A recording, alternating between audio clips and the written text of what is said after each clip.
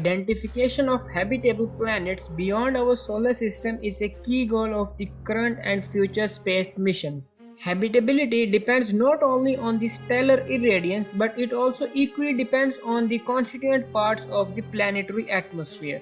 Even before the discovery of first potentially habitable terrestrial exoplanets, researchers have speculated on the uniqueness of life on Earth. Of particular interest are tidally locked planets, where the same side of the planets always faces the star. Since this is considered the most likely configuration for habitable planets orbiting M-dwarf stars, which make up the majority of stars in our galaxy. So how we can detect the presence of habitable land on other planets? Well, you are watching Gateway to Knowledge and today I will let you know that how the presence of airborne dust would signify increased habitability of distant planets.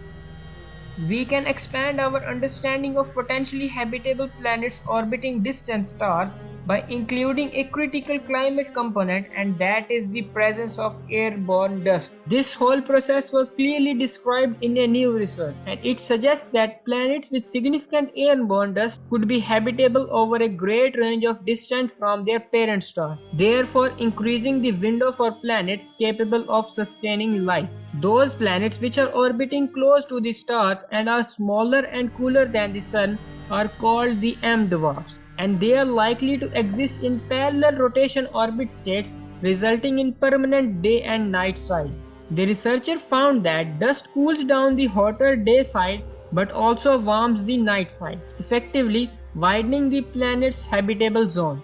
Detection and characterization of potentially habitable distant planets is currently most effective for these types of worlds.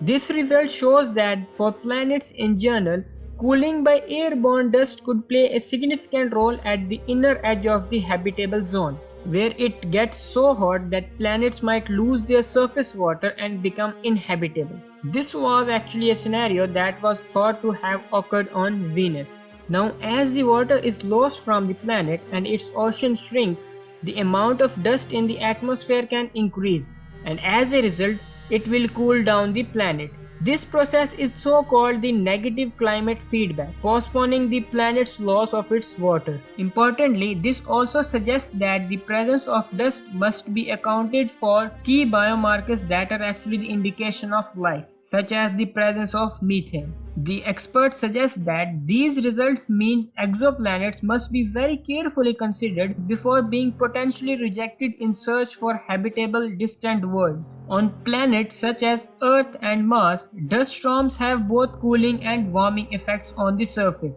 with the cooling effect typically winning out. But these closely orbiting planets are very different.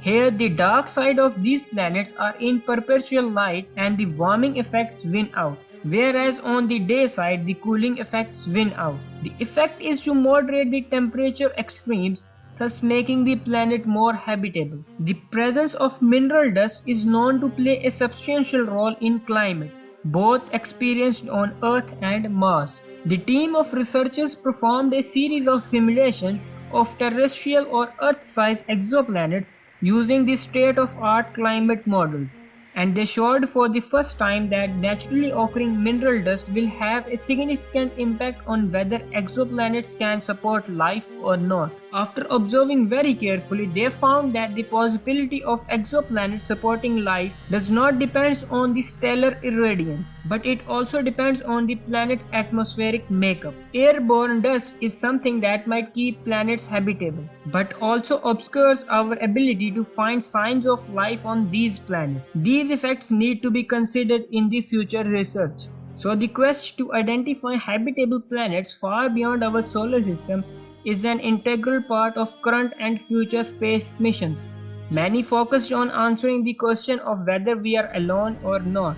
Such research are only possible when we cross the disciplines and combine them with excellent understanding and techniques developed to study our own planet's climate, with cutting edge of astrophysics. With game-changing facilities becoming available in our near future, it is time for us to think beyond our limits. So that was all from my side, and if you are a new visitor to my channel, then don't forget to do like and subscribe to my channel.